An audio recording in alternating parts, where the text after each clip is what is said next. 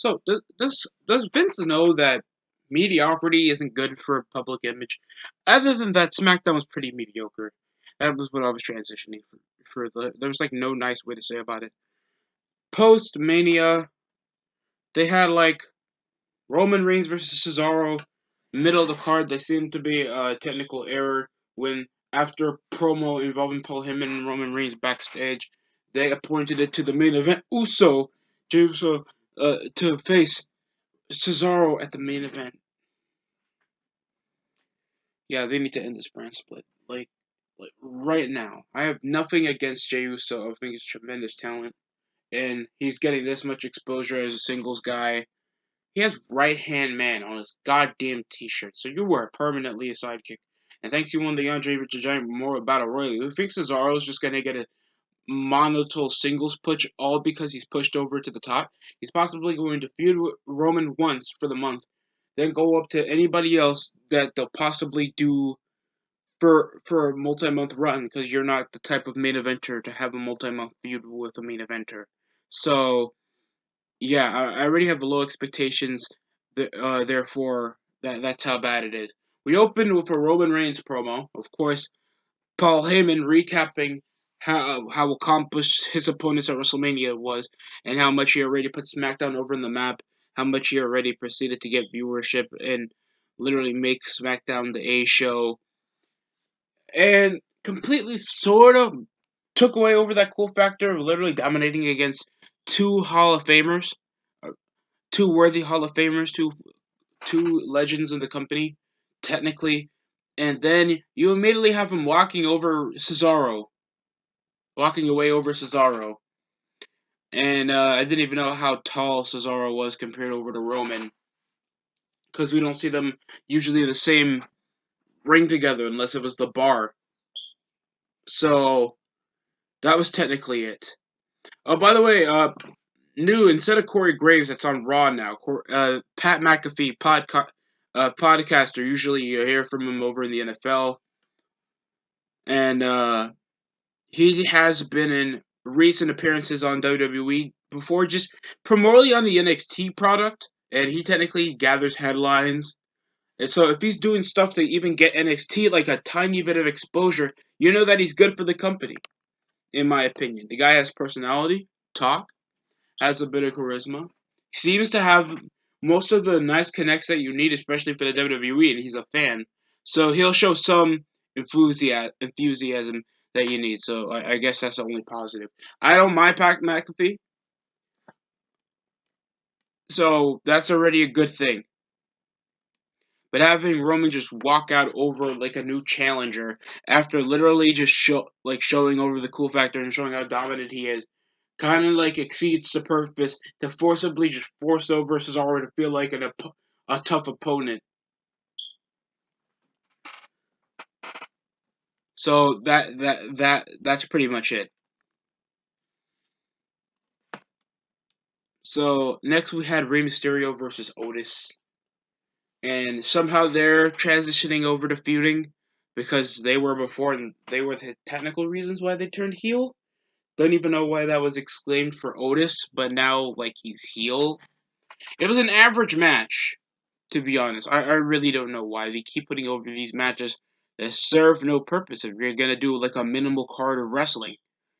We had sunset flips, powerbomb, hurricane ranas, belt like Otis kept hitting uh Rey Mysterio with his unfinished child. I'm talking about his stomach, folks. Don't get it wrong. And men can't get pregnant. And Mysterio launched himself over to the ropes. And with Dominic playing a factor over distraction, Mysterio picks up the roll up. It's a big victory. Dominic looks like the combination of what Ethan Page mixed with a Samoan would be like, and then we have to call him Hispanic. And that's what he looks like. I hope he gets his pedo stash and actual muscle tone. The guy lacks any sort of acting ability. That's the worst part. Hopefully, like in the future, they do put him in a more smaller scale, so he can produce more as his character. Because major set of eyes, and the kid is not that experienced over in wrestling. Even though he shows to be pretty decent in the ring, the guy doesn't have a personality, to be honest. And especially over the company now, you really need to set yourself apart from anybody else that's a smiling prepubescent douchebag mid Carter that is only there because they're happy to be there. That's the reason why some of these guys from 2020 and 2021 got released, because there was nothing that set them apart from the rest. That's just the tip over for Dominic, because I know how much it sucks to hear that some of these guys lost their job. That's the worst part. The best part is at least some of these guys get to proceed what makes them good somewhere else. That's the only positive I can put it up to, so I don't try to bury all these guys. They already do that themselves. Other than that, let's just transition to the next thing. There was also a rematch. I hate whenever. And this isn't the first time they did this. They have Mania matches instead of building them up by weeks for WrestleMania rematch actually build up a factor that these matches were actually important and iconic. You just put them up over the next week. You already had Asuka face off against Rhea Ripley, some NXT chick barely anybody even heard before. Supposedly, one of the biggest things to happen in her career, technically, and you have no semblance over to sink in big moments like that, especially with a YouTube celebrity like Joe Logan Paul coming over your show, and instead of building that over with tag teams, promos, more segments, you just let them wrestle for the sake of wrestling. And Sammy just walks out over Kevin out wrestling him. Cannonball Senton. This match was mad boring. Exploder suplex. I think there was a Cannonball Senton missed over to the barricade. A super kick. Uh, there was a senton and a sunset flip powerbomb, and these guys keep doing these moves like we don't know their arsenal. They're not even doing creative ways to actually feel selling over these maneuvers like they're dangerous maneuvers that it's easy to get caught on. That's my opinion. There was a fisherman neckbreaker. I think there was a near kick out of the hell of a kick. Sami Zayn just walked out for a count out. Kevin Owens just comes and assaults him and hits him with a stunner. I don't want the stunner to be over. Stop pushing over the stunner around Kevin. And it's even gonna look worse over as a heel, cause he doesn't he work with it to actually make it feel like it's an effective maneuver. I just don't like whenever you just force older finishers on guys that obviously aren't that established. What was wrong with the pop-up powerbomb? What complaints were you getting out of the pop-up powerbomb? It's a more efficient finisher. Sure, we got the stunner, but all because Kevin now looks like more of a basement backyard wrestler because the guy is overweight, looks like an indie guy, no semblance of a definable look. You could see this guy and possibly your close by BJ's coming around doing a stunner, and it doesn't even get a pop. That's the sad part. So Apollo Crews come out with his associate. He's a guy from Raw Underground. Kembe Dekaiba, whatever, some jobber over from Raw Underground. He's now the general of the descendant of Nigeria. He even brought back the Samoan Spike, Umaga's move. And here is the Nigerian nail. Oh no, oh this is gonna be fun. I don't know how bad the segments are overly gonna do it. I know Apollo's possibly gonna get a rematch because outside interference, so they're gonna possibly milk over this feud for as long as they had. This technically is the most compelling feuds that I've been seeing, but they've been getting the most disappointing matches. I don't feel that emotionally invested over two guys that look like they want to kill each other, especially transitioning Apollo to heel. So I hope they build over most of this because we have a lack of cool heavyweights that want to beat the piss out of each other. I'm not just saying all because Apollo has a different character doesn't mean he's an automatically great character. I think it still needs work, but at least they're getting Apollo to the right direction where it looks like he wants to be here if he's dependent on actually making a character based on his real life roots. That's already a good thing. So they're on the right direction of that. I don't mind Apollo getting big help. But I thought it'd be somebody like it could have went to Omos and that dreaded weirdo ripoff Umaga could have went to AJ Styles. Like I think they could have done this way better. Especially because Omos is black. That's technically the other reason. And you ready for your WrestleMania Backlash pay-per-view soon. We also had a promo involving Sasha Banks going over the effects of her match, still with the green highlights over her hair.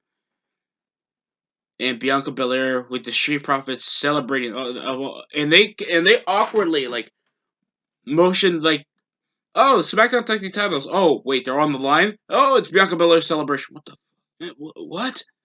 Like people are gonna get enticingly confused, especially how you transition it. If you like brung the WWE titles match and it's somehow the peep show or the highlight reel, like that's kind of weird, bro. So the Street Profits, of course, because we know that Montez Ford is her husband. Oh my God, yeah, fuck the Street Profits. I'm sorry, that sounds disrespectful, but I just hate the Street Profits. They're like cornily unoriginal, like they pretend to have charisma, weirdo mid carders. Like you have no benefactor to turning babyface, and all because you have a chant doesn't make you over. It doesn't make you cool. Look at Adam Cole, and barely nobody know who that is. You see weirdo mid 40s, like weirdo near like adult grown men neckbeards, only shouting Adam Cole baby.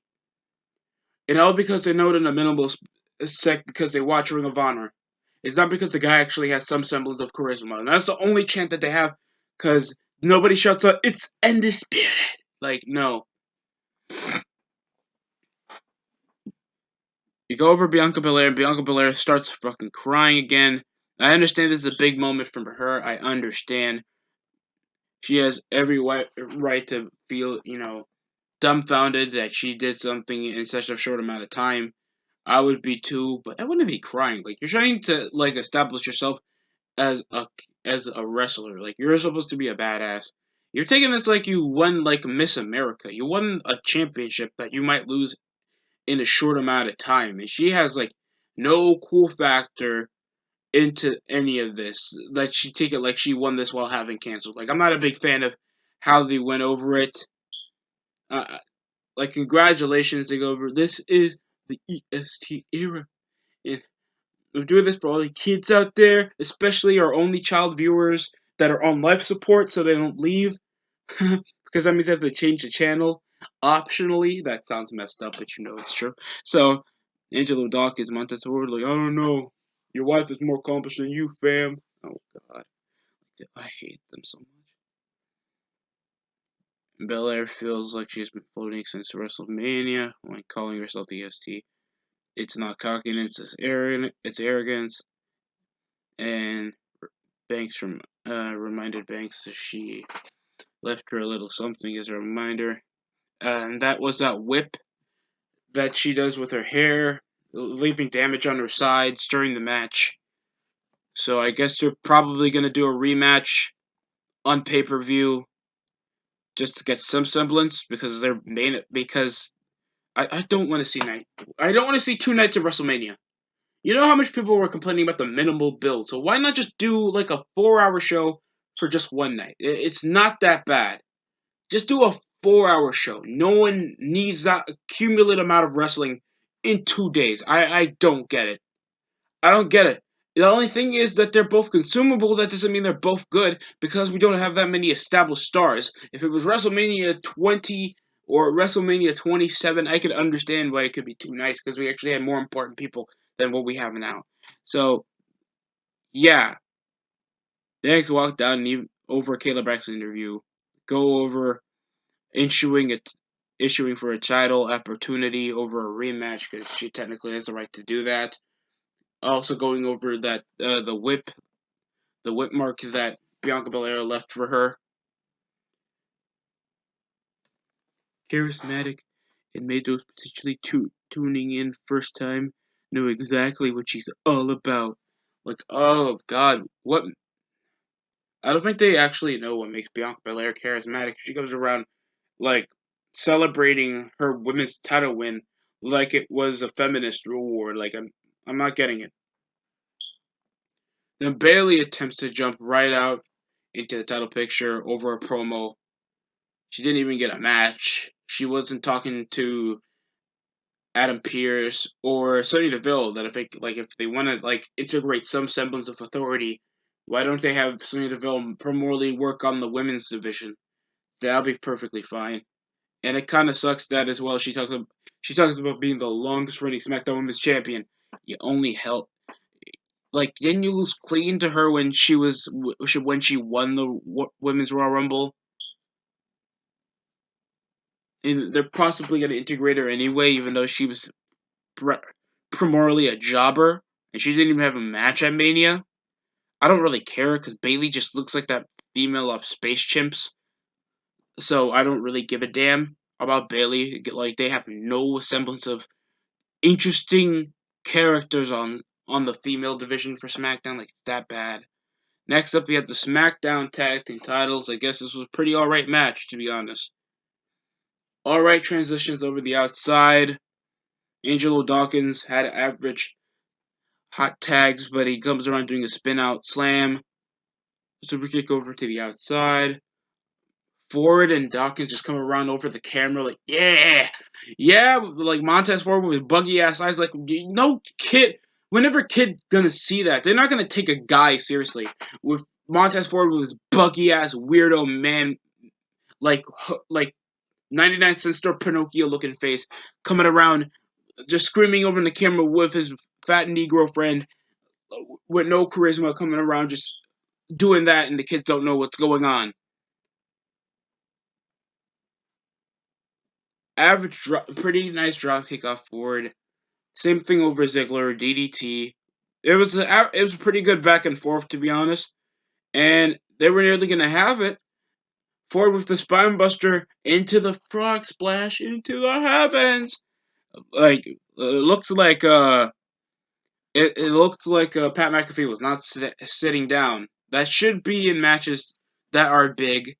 Until Ziggler caught blindsided by behind over the blind tag over to Rude. Zigzag picks up the victory out of surprise, regainment of the titles, and I don't mind. The match was good, but it was like I'm not really gonna get behind what other stuff is over in the tag division. And I know they're possibly gonna do this. I thought usually NXT call ups happen over especially post WrestleMania. I thought that's how it happens.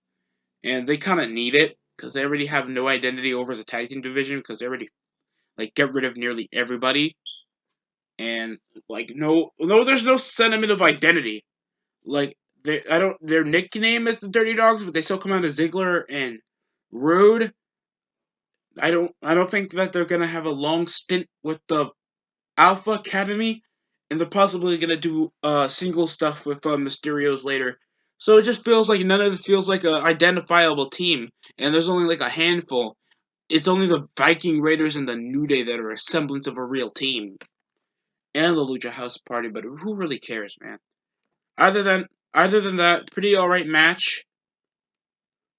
Don't have that many negatives to say over it. I just don't think that the Street Profits was that entertaining. They did have good spots.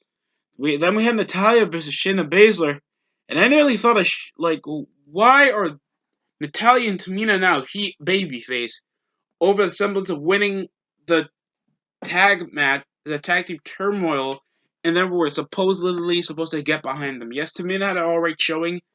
I just don't give a shit about Natalia anymore. She comes around doing dragon screws. Natalia scored a freaking roll up over Shayna Baszler, and it ends with Nia and Shayna attacking them post match until a super kick, and it looks like they're gonna do an ongoing feud. Even though they're technically in a feud on Raw already with Dana Brooke and and Mandy Rose over a stupid joke about her slipping at Mania. Like, what are you trying to keep up with, WWE? Are you that in contempt with not of making storylines? You actually have to integrate another one on SmackDown just to keep Shayna and Nia busy, even though they still don't have technically a gimmick. They've been holding on to the tag team titles for like what, a couple months now, and they still don't even have a freaking name. Like, why do you still keep these chicks on the show?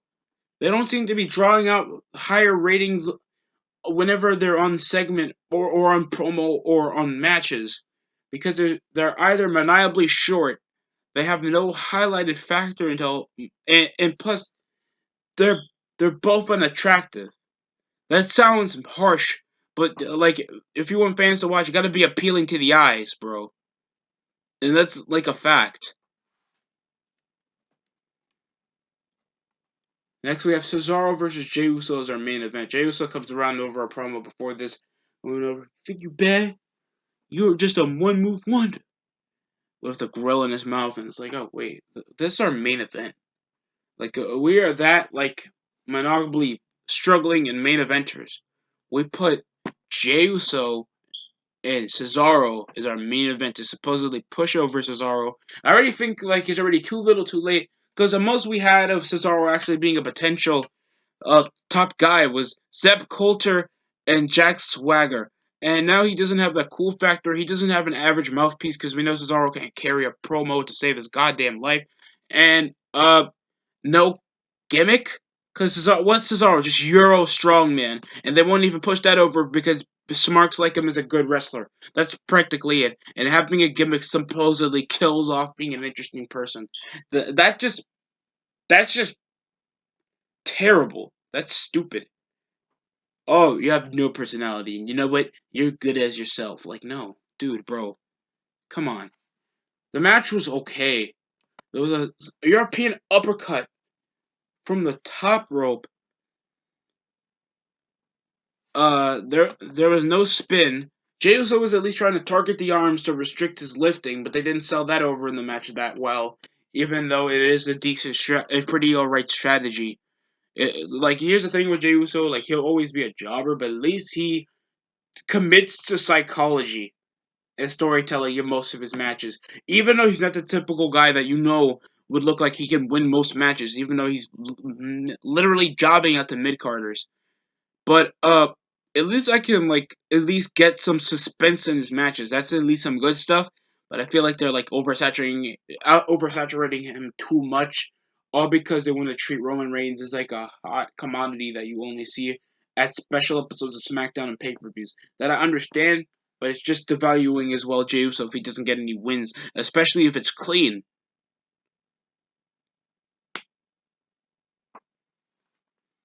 A flurry of uppercuts, a clothesline.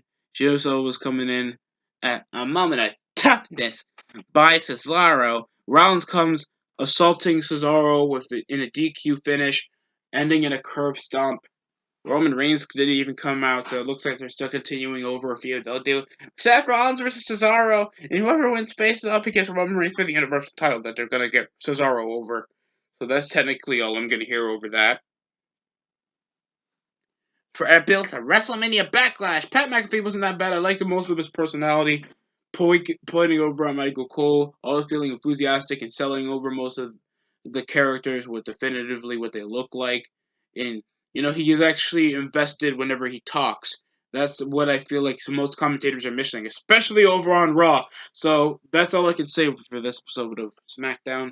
It was pretty mediocre, to be honest. It was like only like two good matches and like minimal segments, and like most of the promos were just boring. I guess the opener, but they made like Roman Reigns like the forcible chicken shit heel to get one guy over that barely anybody can believe that can stay a main eventer, especially for his age and most of his momentum he has in WWE. So I can technically just say that that it was a bad episode of SmackDown. Other than that, better than Raw.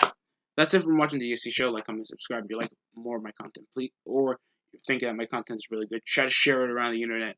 That's all I can say. Thanks for watching.